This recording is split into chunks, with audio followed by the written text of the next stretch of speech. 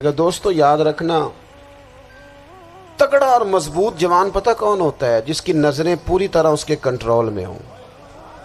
یہ علامت جوانی ہے۔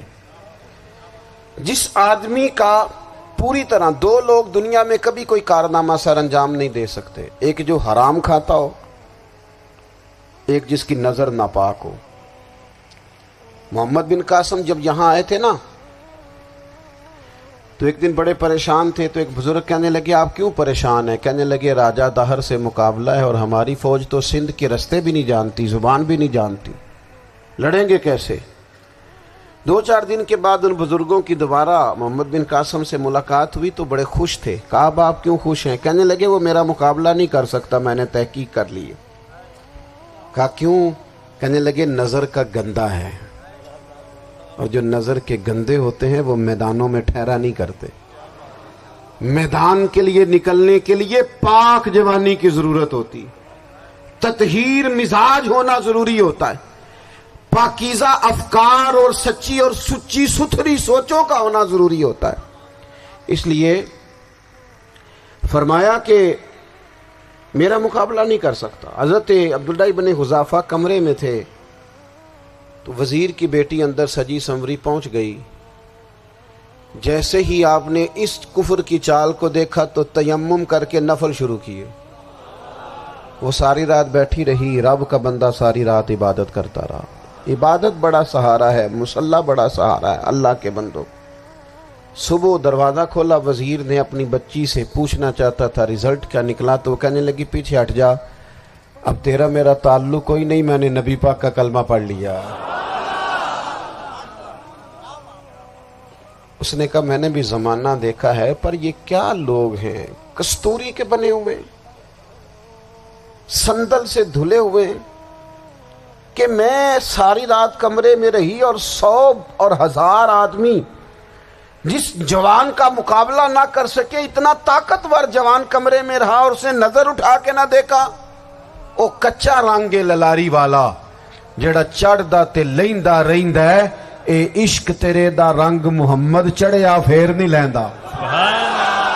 میں کہا ایک دفعہ نظر اٹھا کے نہیں دیکھا، کمال ہو گئی۔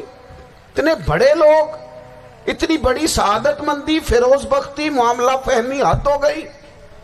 اللہ اکبر۔ دوستو بادشاہ جب پوری طرح ہار گیا نا، اس نے کہا مار دو۔ تیل گرم کیا ایک کڑاہی میں، اور جب آپ کو اس میں ڈالنے لگے تو آپ کی آنکھوں میں آنسو آ گئے۔ بادشاہ کا خیال ہوا شاید نرم ہو گئے ہیں، کہنے لگا روئے کیوں؟ فرمانے لگے سوچتا ہوں جان ہی ایک ہے، کتنا مزہ ہے اس کی راہ میں جان دینے کا، کتنی لذت ہے اس کے نام پر مرنے میں، کتنا لطف ہے۔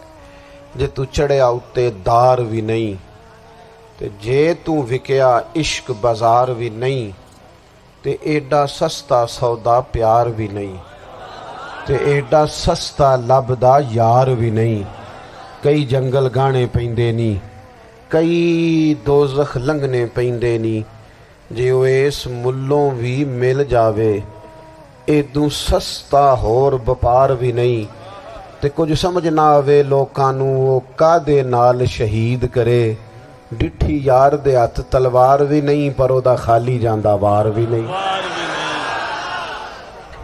کہنے لگے ایک جان ہے نا، تو دل کرتا ہے ہزاروں ہوتی تو ایک ایک کر کے محبوب کے نام پہ قربان کرتا، جب میرے پاس ہے ہی ایک، کروں کیا؟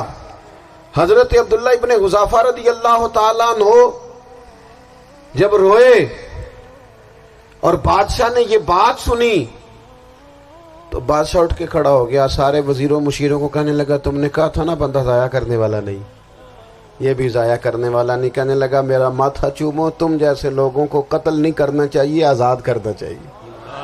عزیز اپنی زندگی سے نا یہ بہت زیادہ ہرس، ہوس، طمع، اور یہ کسی بات کی بھی ہو، ہرس صرف پیسوں کی نہیں ہوتی ہے، شہرت کی بھی ہوتی ہے،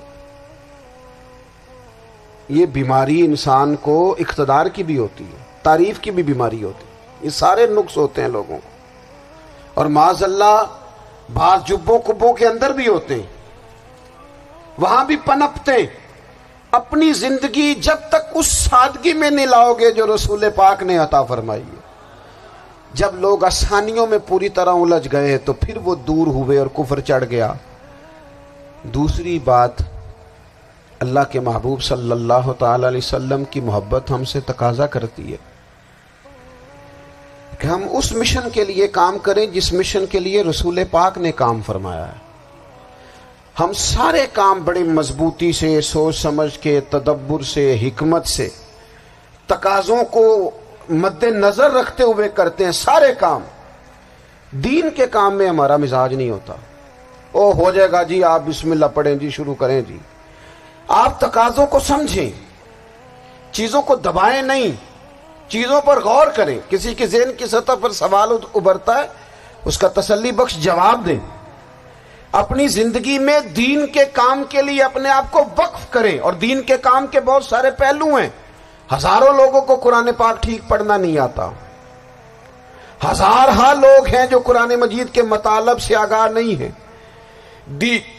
دین کی بنیادی ضروریات سے لوگ نابلد ہیں۔